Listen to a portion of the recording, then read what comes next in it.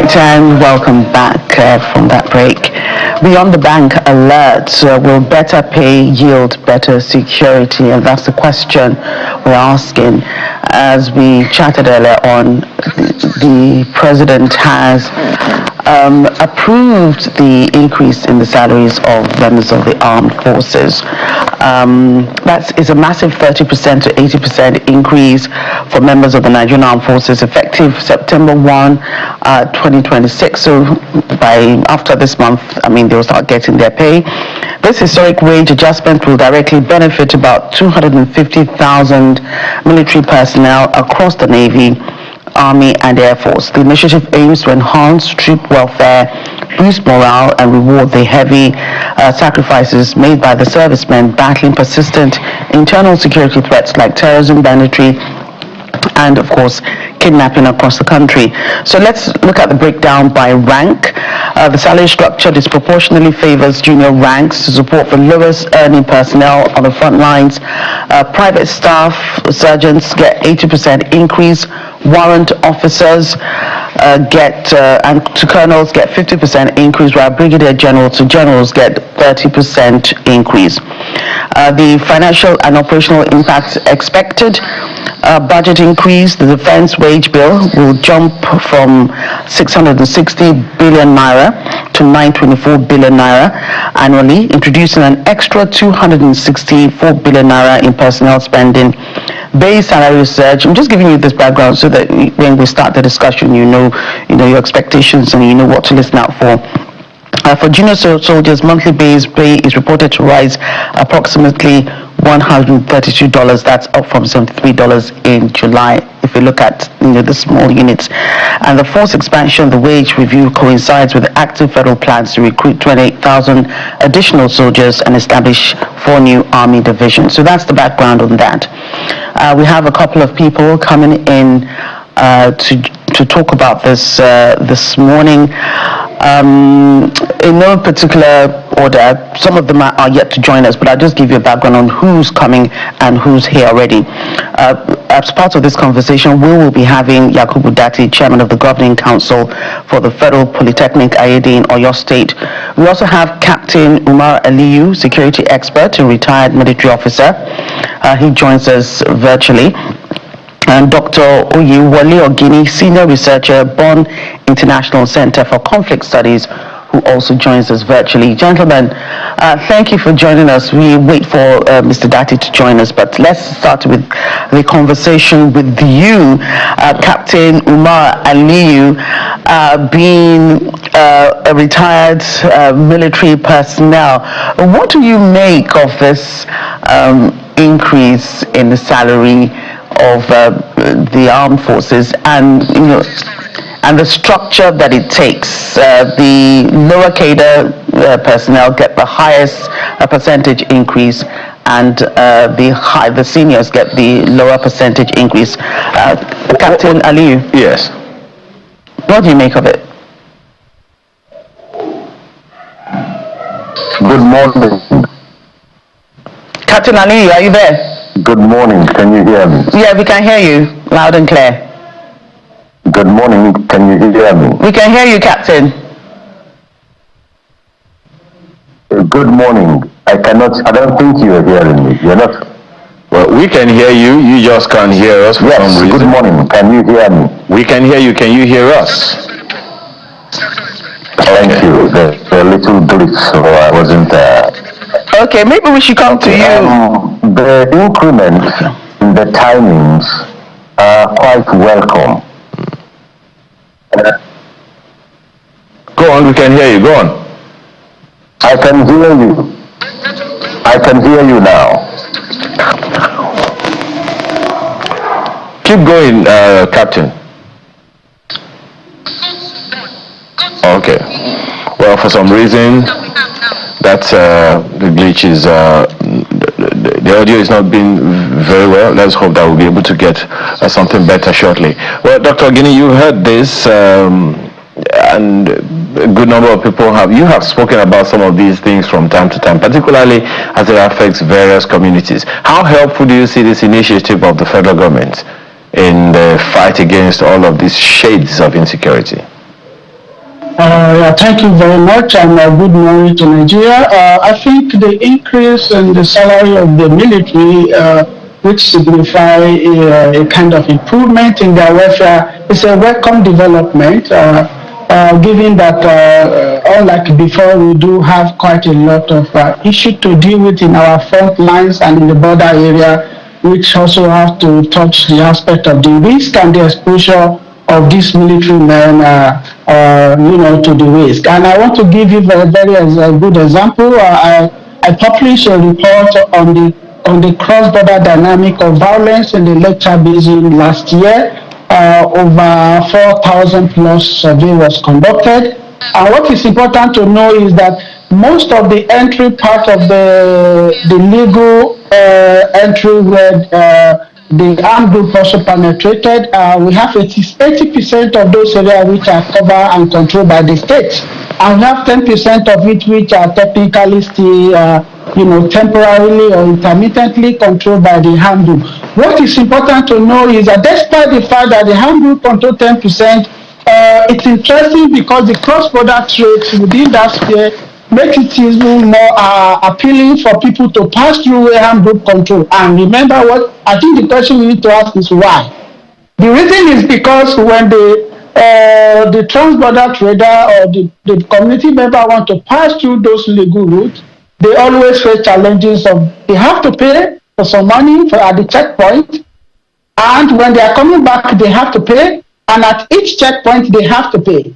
So when they pass through the armed group control area, they pay only once. So they have to do comparative advantage and see that for them it's better to pass through those areas even though there's a risk involved. So what I'm trying to say is that improved welfare in such a manner will actually, eliminate or reduce the vulnerability of our servicemen to extortion, and that is a very commendable one. Now, if you look at that space, for example, in the Lake Chad Basin, comparatively to Nigeria, Cameroon, Niger, and Chad, you could see that in 2023, for example, Cameroon has been increasing the salary of the military staff by 5%. For Chad, it also has been increased also at the same time. But what is important when you compare them comparatively, you will see that the allowance, the risk allowance for the frontline military of the Chad still has a larger percentage compared to the rest of the country. But in terms of the 30% or especially the 80% that will benefit the younger cadre of our Nigerian military, it will place them, of course, at least at a comparative level with their fellow, for example, who are participating in multinational joint task force fighting insurgency in the north. I can hear you. Can you hear me? Thank you. Interesting. But then I'm not very sure, Dr. Ogene, that how this matter gets into the minds of other people, the people that are directly affected, particularly the soldiers on the field. We understand the privilege given to the generals, the senior officers, and all, but the men who are on the field, who are on the front lines, those are the ones that are directly affected by these. So on the one hand, their family, they are getting more pay, they're getting better pay now.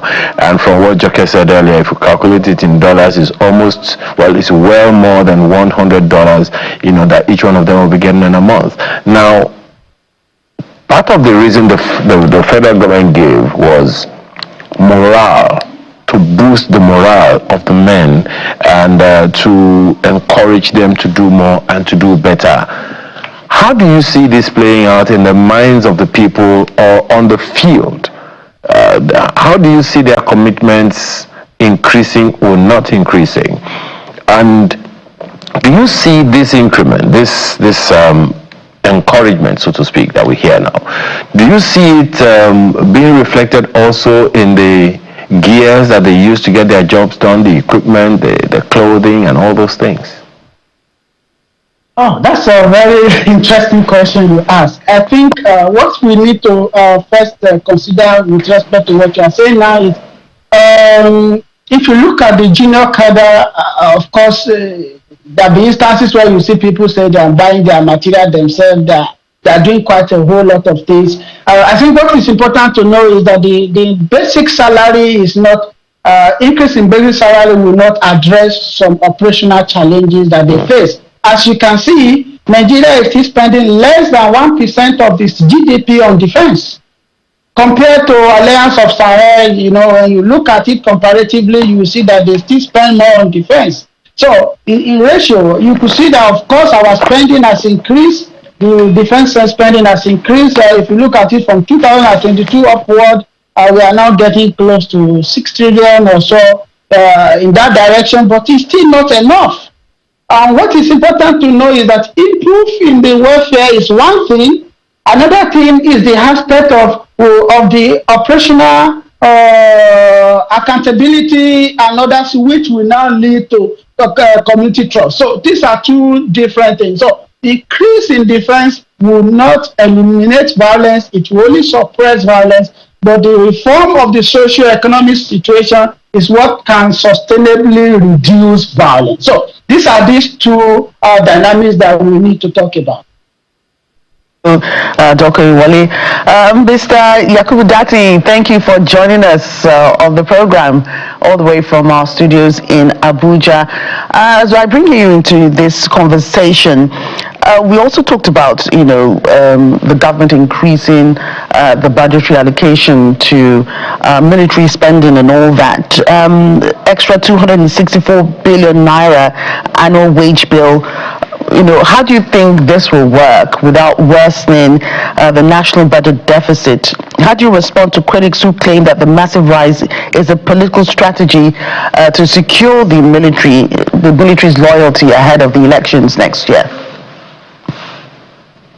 Well, thank you very much. I think first and foremost, we need to applaud, look at the whole increase in salary in a broader perspective. You recall that just recently, President Bola Ahmed Tinubu expanded the number of divisions from 8 to 12 divisions. So we can look at this from a broader perspective, where you look at efforts being made to improve the capacity of our military men who are always in the front lines. And this increment in salary will not only boost their morale and motivate them, and also create safety nets for their health, education of their children, and better standards of living, but also be able to assist even those who fall on the wayside in the frontiers of war, to be able for the families to continue to go. So that in itself is very key and important. And I also want to say the concerns being raised about how to draw from the budgetary provisions to be able to meet up with that.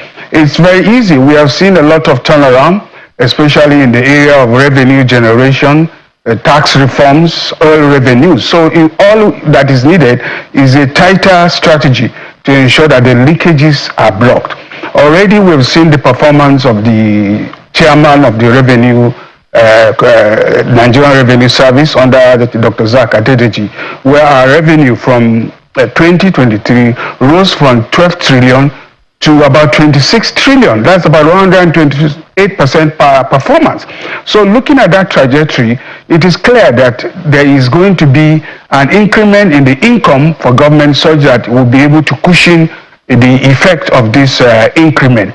Of course, the increment is about 264 billion naira, but you put it side by side with the benefit, it far outweighs the benefit, because we are talking about our military men who are in the front lines, and we are looking at even how the bandits, kidnappers and all that has harvested trillions of naira from innocent victims of Nigeria. So whatever action that is being taken to secure the lives of Nigerians, to also make Nigerians be able to go out and fend for their living, should be applauded. And that in itself shows that the government is taking it ahead and ensuring that appropriate strategies are put in place to ensure that those who are in the front lines are given adequate motivation, are given rest of mind, and the standard of their livelihood is improved, such that they will be able to give their best to the country.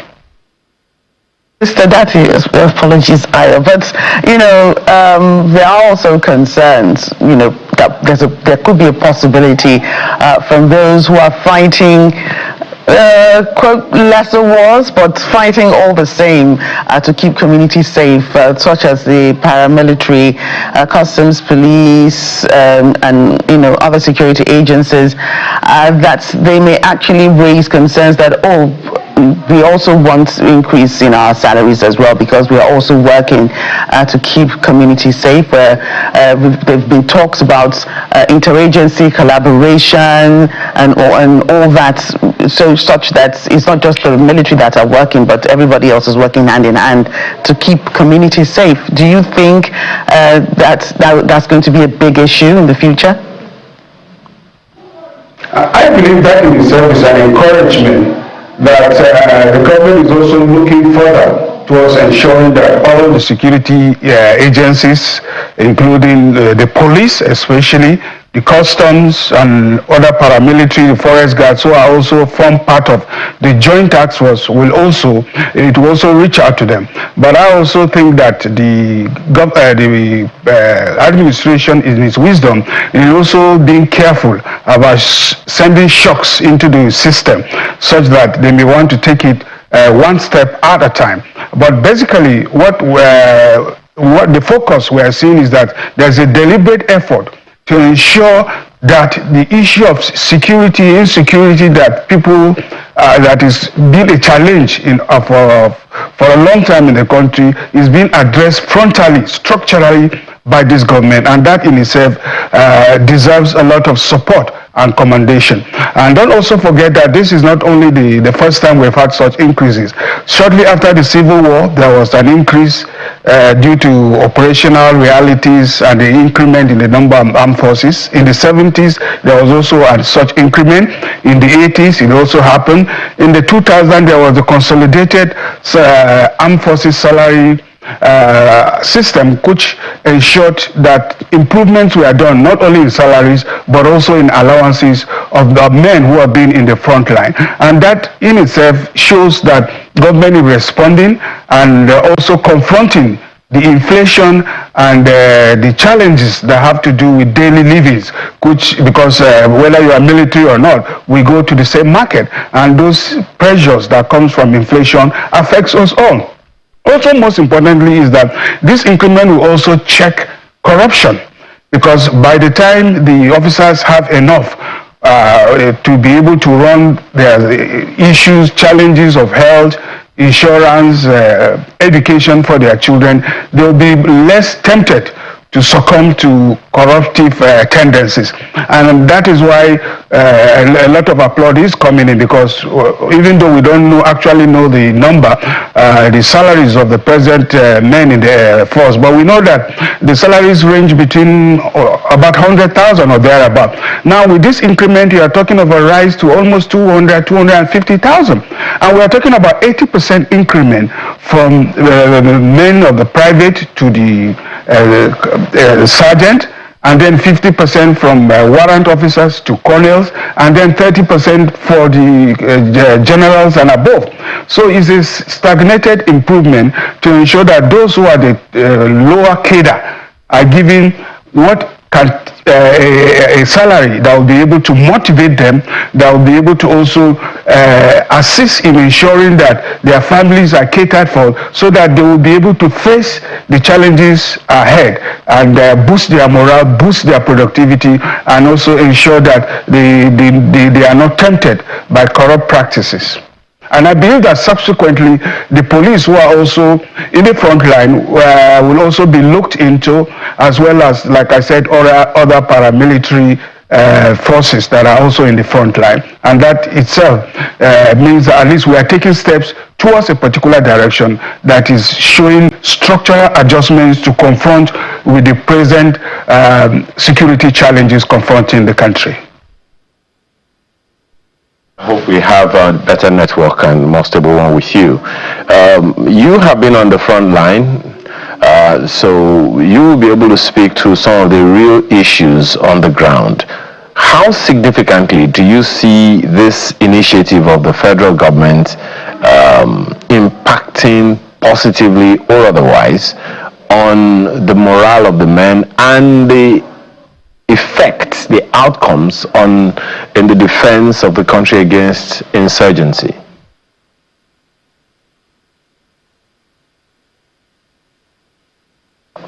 Captain Ali, can you hear me? Yes, good morning, I can hear you. Okay, go ahead, please. First and foremost, the increment is a welcome one. It's timely too.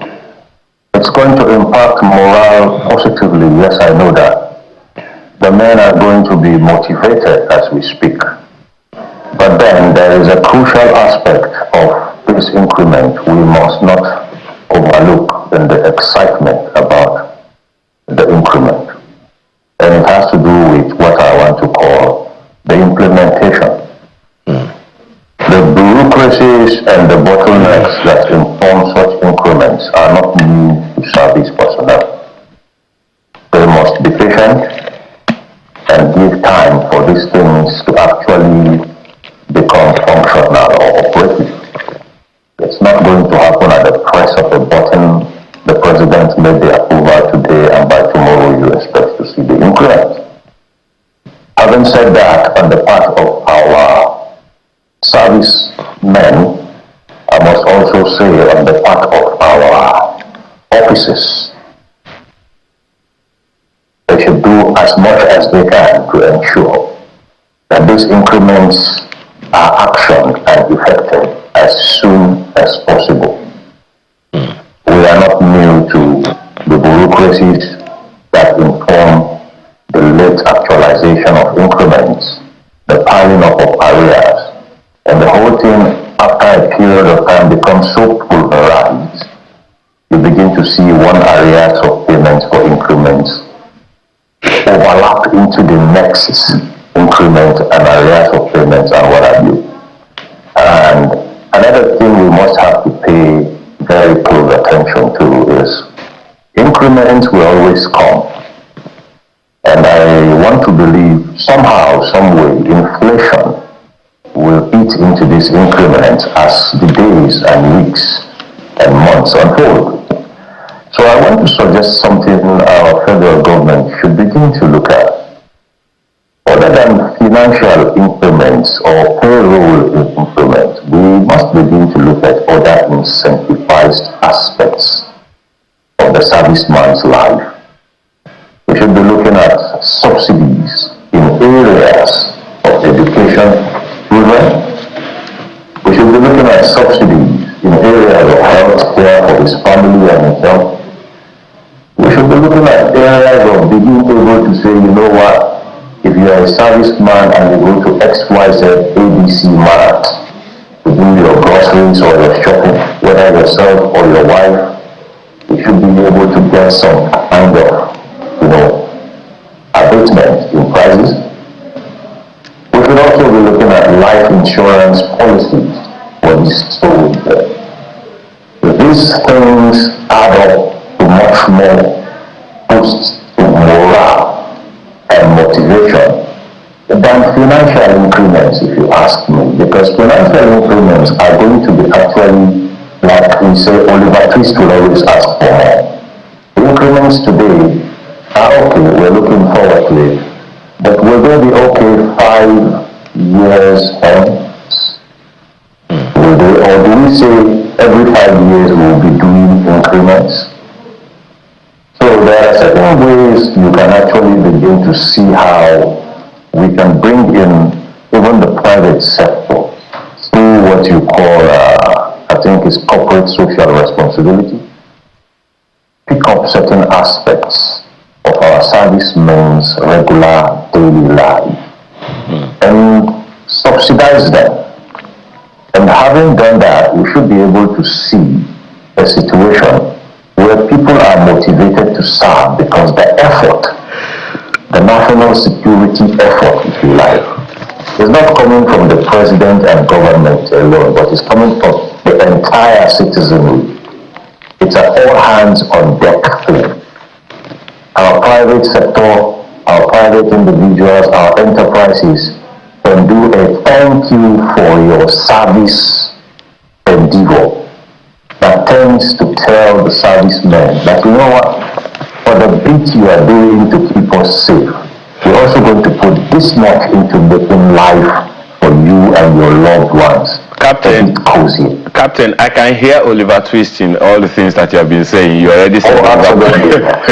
you already said Oliver Twist will ask for more, so I can hear Oliver Twist asking for more already. And I'm sure you are speaking from experience, having served on the front line and all of that. But then there is on the front line. I'm more concerned about the people on the front line because if we fail there is no defense anywhere else.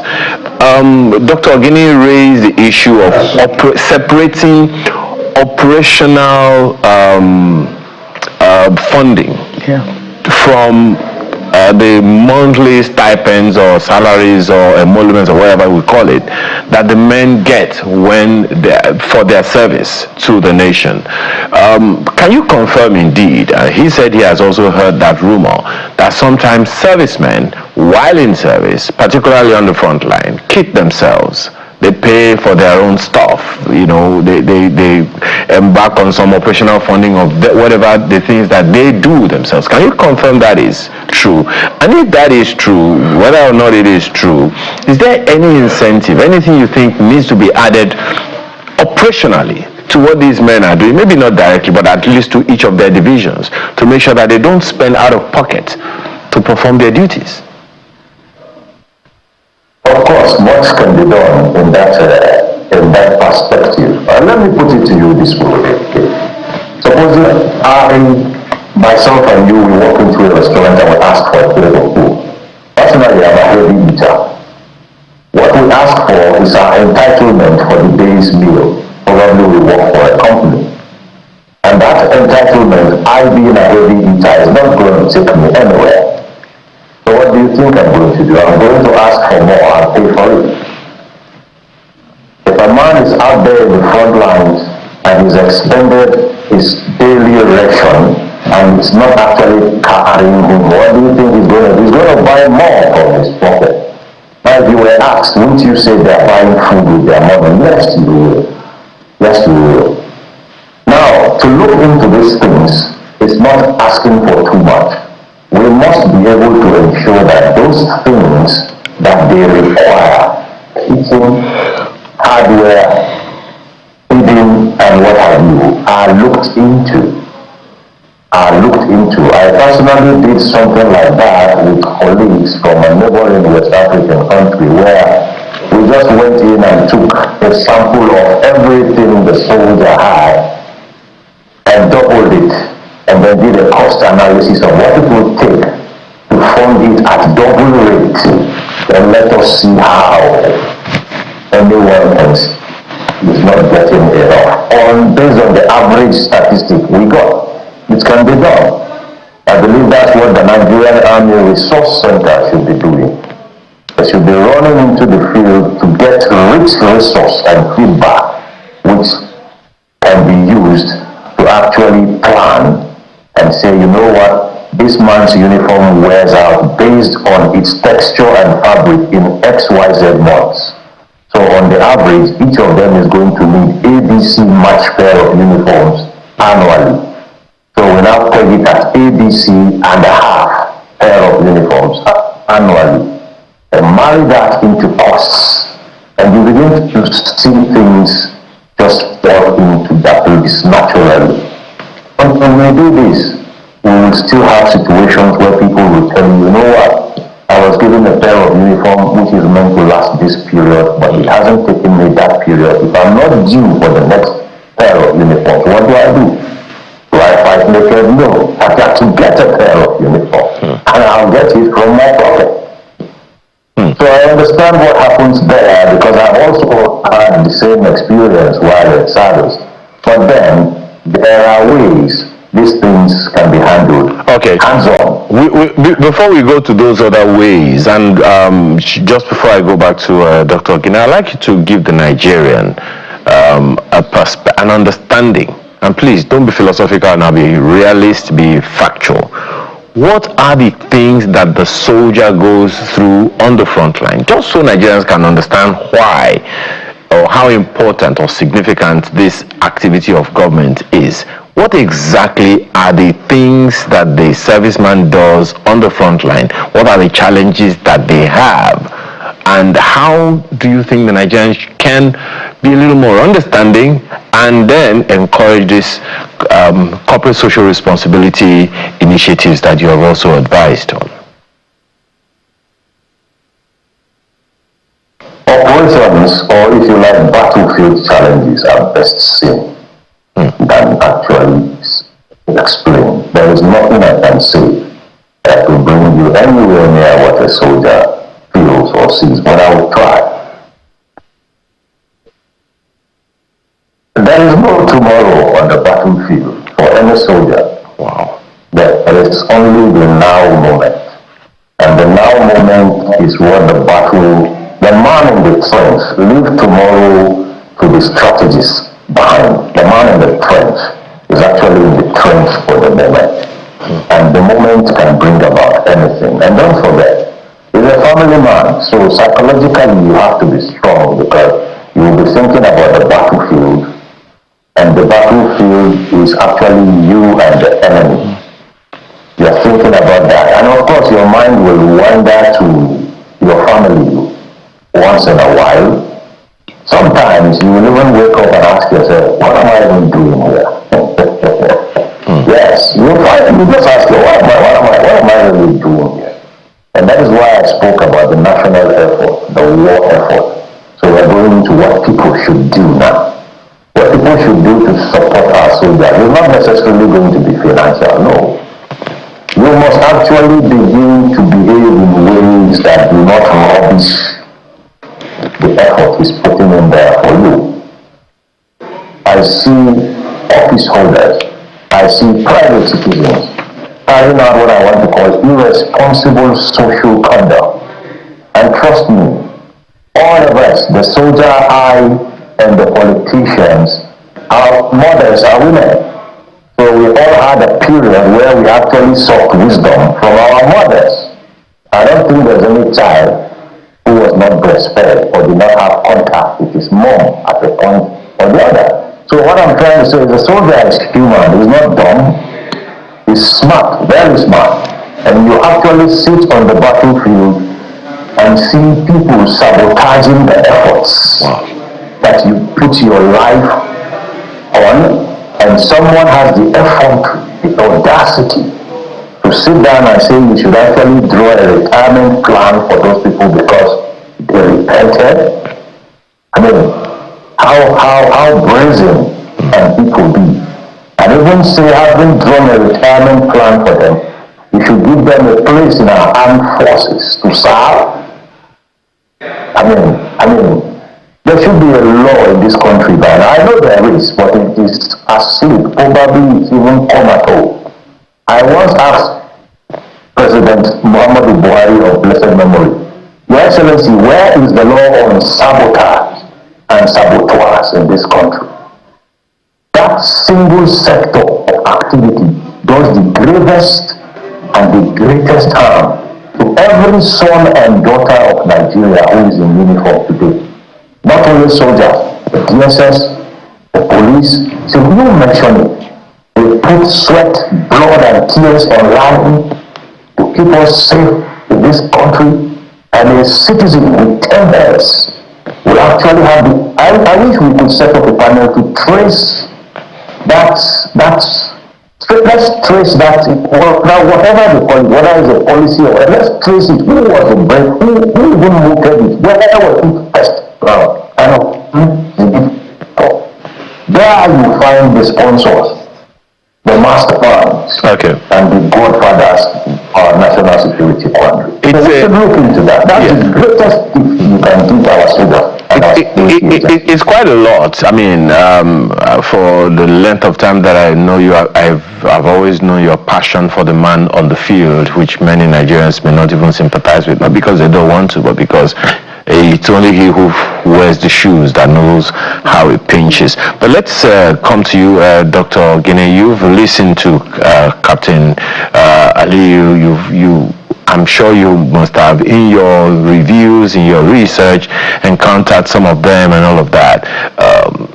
perhaps there needs to be a bit of appreciation of what these men do. You've also listened to what he said about the funding the operational end of the activities of the military. What are your thoughts on his perspectives, and is there anything you'd like to add to it, particularly his suggestion about corporates also coming in to intervene?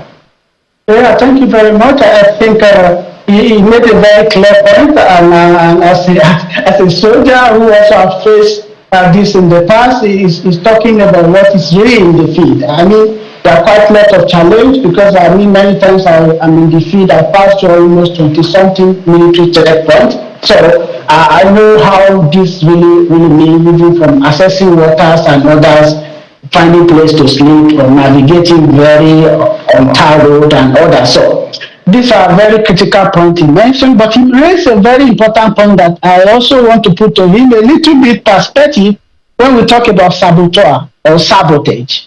If you are looking at, for example, in the community affected by conflict, such like in the Northwest and other places, you also see that there are situations that actually make sabotage happen. Some are not intentional, some are intentional. Okay? I interviewed somebody who said one of his elder brother was accused of being part of Boko Haram member, and the military were looking for him. What he did eventually was to go to the camp and join the elder brother, because he said the father was beaten and all that. So what I'm trying to say here is that there are different elements that we also need to look at. When we are talking about the sabotage, we really need to talk also about the socio-economic dynamics that actually enable the conflict economy to thrive. And this is one aspect that I think improving salary welfare will increase professionalism on the part of the military. It's a plus. But of course, it will enable them to perform effectively. The morale will push them to do more. They have been doing that honestly, but they will do more. But then at the same time, there's an aspect of socio-economic reform which can only sustainably reduce the violence. So the military activities suppress violence, but the socio-economic reform will sustainably reduce the violence. So in that aspect, the saboteur that are related to the economic ends can be reduced or can be prevented if we are able to tackle this aspect of reform. You also mentioned one point about the reforms. I think the aspect of institutional reform should not be sidelined in the welfare package.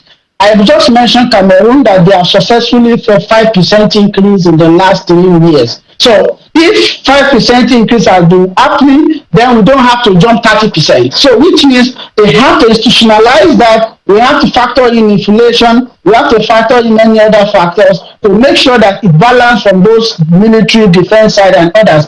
And let us make clarity that 76% of our defense is only going to the personnel, even though it's not enough. So which means we have very less amount that we are actually investing even into the operational equipment, intelligence, and others. So we still have a lot to do as a Nigeria. Nigeria is a very big country. If we spend less than 1% of our GDP on defense, then we are not ready. Positionally, as a regional power in West Africa, we need to spend more.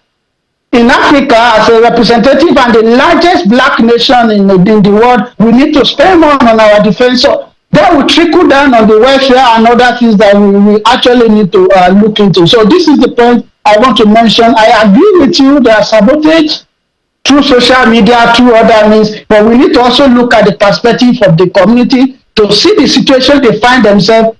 I can give you a very good example. For example, I was somewhere where the community explained to me that there are some individuals who eventually leak the position of the military because they say at the border point, they ask them money and something happened, personal issue. So that is a vulnerability we are talking about. So with this increase of salary, which I don't think is enough, because if you compare Chad, for example, they have large package for Frontline in terms of welfare, and that distinguishes it a little bit from us. So we need to do more for the frontline people, for their family, also institutionalize what the family need to assess, institutionalize so that when people leave the barrack, they are not forgotten. They don't have to come to the media to say they fought for Nigeria and they abandoned them. So these are things that need to come in more appropriately. With respect to corporate social responsibility with the private sector, they can do that. There should be an institutional way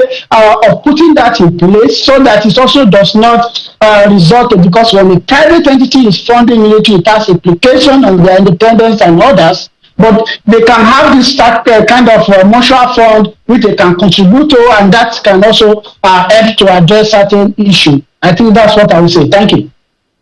You, Dr. Guinea, and you hit well. There are several nails here, but the one you hit right on the head for me was, the comparison between the wage bill and actual operational expenses.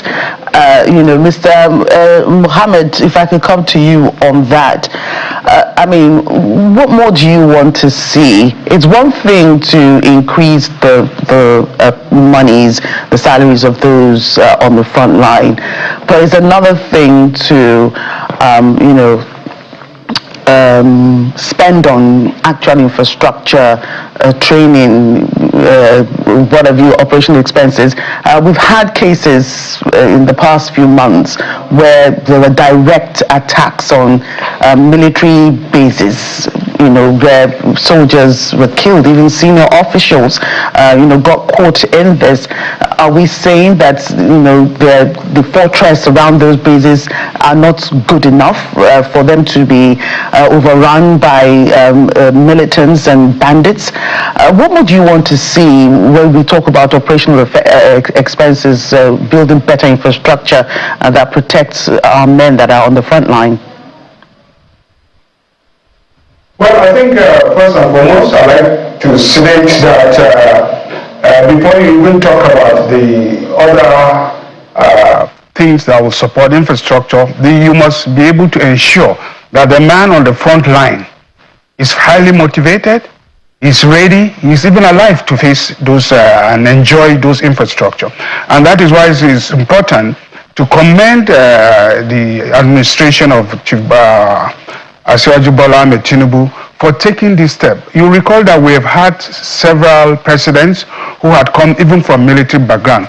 None of them has been able to astronomically increase the salaries of frontliners like this president has done, number one. Number two, is also important to clarify at this point that the starting point for the implementation is 1st of September. Mr. President has given clear directives. So this fear of when will it be implemented, when will it start, does not arise, because there is a clear presidential directives.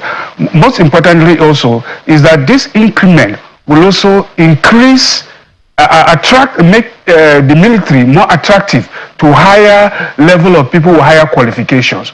In other words, it will improve the recruitment process and ensure that we have higher caliber of people in the military who will also improve and increase the standard and operational procedures of our military. I also want to state that we should also look at this, like I said earlier, from a wider perspective. You recall that Mr. President, like I said earlier, has increased the number of divisions from 8 to 12. This is unprecedented. This is like 80% increment of the divisions. He has also increased the number of intakes even across the other security agencies. So I believe what we should also ask now is to challenge the military officers and men who are in the front line, who are direct beneficiaries of this gesture, to ensure that they reciprocate, so that we'll begin to experience less attacks, we'll also experience more cooperation. And like people are also saying, there is a need to also look at what the other security agencies, to ensure that they also come in, because most times, like what happened in Ogbomoso, we had a joint security operations where not only the military were involved, the police were there as the front line, we had the civil defense, we had the forest guards, we had Amotikun. So all these are people that operate in the same circumstances. And I believe that subsequently, the National Security Advisor, Malanu Ribadu, who is doing a good job of coordinating these security agencies, will also move on to ensure that this benefits to the military will trickle down to other services, such that we'll be able to have a joint security system where information, intelligence-driven security strategy will also drive this process. I also happy that the military, especially the retired major on this program, who is also bringing the issue, is understandable, and we appreciate. You also know that by the time you bring a retired police officer, a retired civil defense officer, you find that they will also speak from their own point. But the point remains is that a step has been taken in the area of catering for the military, and I believe that the next few months or days to come, we will begin to see reciprocity from the military, where the moral booster will begin to show in the area of defense for the ordinary Nigerians and their motivation to serve. And also, most importantly, is that as we continue in this journey, it also shows that Mr. President is also prioritizing the issue of security. Because don't forget that as a president, you have issues of education, chasing funds, health, and all that. And also to add to what the other speaker said, we have had programs that also the military families benefit, like the NEL Fund.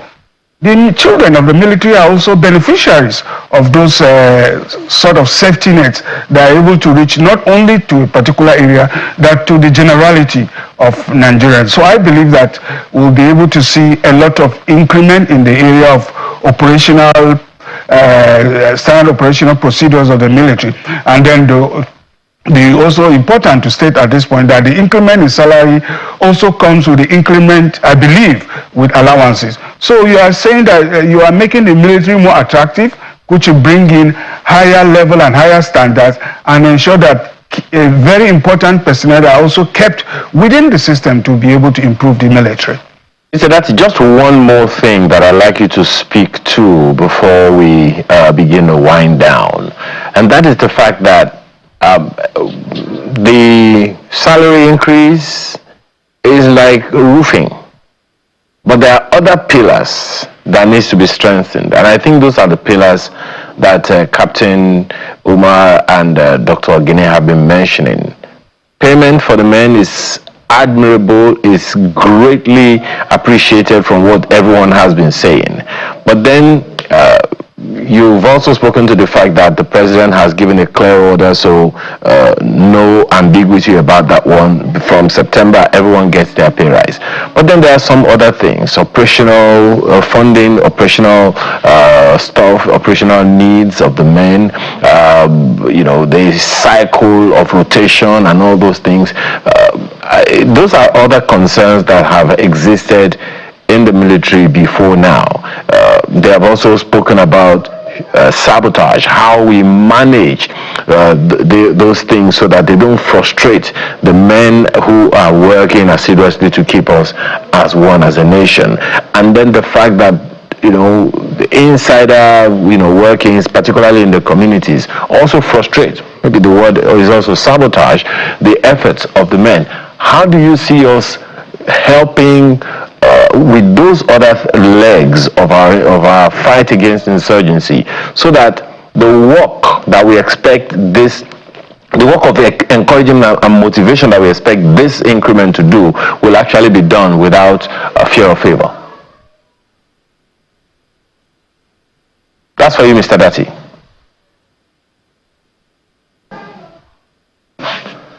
Mr. Dati, can you hear me? Okay, well, for some reason he can't hear us now, because I think that's one of the other matters there that need to be understood. Yeah. Salary increase is good, but if you have to spend that money fending for yourself, making sure that you're able to do the work that day. Right, and there's also the inflation. We also have inflation. Yes. By the time they pay that money, does inflation also eat it up, such that at the end of the day, it really doesn't make any sense? So there is no, and unfortunately, there is no special. What do you call it now? There's no special market. For the military, and I don't even think that any private employer would, or rather private business, would want to be given that lacuna, so to speak, because anyway, everyone would just go and buy camouflage. we just be using it to get stuff. So, we need to really wind down on this conversation, and very soon we'll be able to do that, because. But then there is also the issue that people have also raised, Joke, about other services. Yeah. They also come up in arms and saying, no, we have to increase our monies as well. I'm actually expecting so-called press conferences and calls. If they don't do it, individuals, Labour will probably come and say, okay, what's good for the geese is also good for the gander. Someone came on there, I think on our program, on one of our programs, Morning Brief, they are the pensioners. I don't know whether this will affect pensioners as well. It probably should. I don't know. Well, it's not part of what has been. Yeah, I think sometimes, when you raise salaries across board, then it trickles down to whatever you increase. I don't like ambiguity. Let it be unequivocal. It should trickle down, and when you talk about it, I think it should, because they will soon come. The military pensioners will soon come and say increase our salary or our arrears as well. Yeah. So Mr. Dati, I was asking. I hope you got what we were saying the other time. The other legs of our operations that can help servicemen to perform well, the sabotage that was mentioned, inflation, and those other things, so that the encouragement they receive now, the morale booster that they receive now, can actually last and sustain them for longer than it should.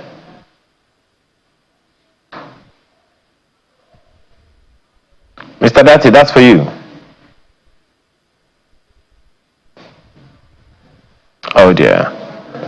Well, clearly he can't hear us. I'm not sure if there's other people on the panel can also hear us now. Captain Umar and Dr. Ogeni. Well, we really completely ran out of time on this program this morning. For some reason, we're unable to. Mr. Dati, can you hear me? Yes, I can hear you. Okay, good. So I was asking the other legs of the operations of our nation, of the nation's security apparatus. How do you see those other legs helping to sustain the impact or influence that is being expected of the increment that has been announced, the inflation, the sabotage, operational funding, and all of those things? Well, first and foremost is that we should appreciate that a step has been taken in the right direction. There is a focus has been turned to the area of not only paying lip service to security, but taking definite steps to ensure that something is being done. And we can see that clearly. And that in itself will not only boost the morale of men of the armed forces, but also further boost the other paramilitary, police, civil defense, and the rest, knowing that subsequently it will also get to them. So we believe that at this point, as Nigerians, we should begin to appreciate the fact that so much is being done, so much sacrifices is being done, and so much to be done to ensure that we make up for the 264 billion naira that is needed to make up for this increment.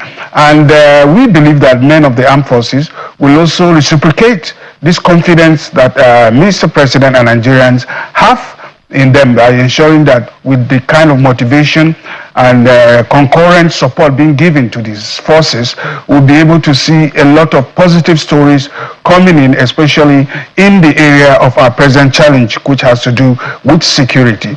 And also the area of sabotage, the area of other equipments that are needed. I believe that those things are also being worked on. And like the major will also agree with me, it's not everything on security you say to the public, but because there are several people that are watching, some are looking at what is done, and there are also saboteurs that are trying to sabotage what the government is doing. But I believe that is also in the kitty and is being done. But I believe that the government has showed courage, the government has showed commitment in ensuring that they prioritize the issue of security. And subsequently, our belief is that men of the armed forces will also up their game. And they will also channel that moral booster into seeing results for the everyday Nigerian who are yearning and crying for an improvement in the area of security, banditry, and insurgency. All right, thank you so much for your time this morning. We sincerely appreciate all of the contributions that have been made on this program. Mr. Yakubu, that is Chairman of the Governing Council for the Federal Polytechnic Aide in Oyo State. We've also had Captain Umar Ali, retired, who is a security expert and former military officer. We've also had Dr. Oyewole Ogini, Senior Researcher, Bonn International Center for Conflict Studies. Thank you, gentlemen, for your time this morning. So, do we say the president's comment is a policy statement? No, it's a salary increase statement. But we'll be talking about salary and reality when we return from this break.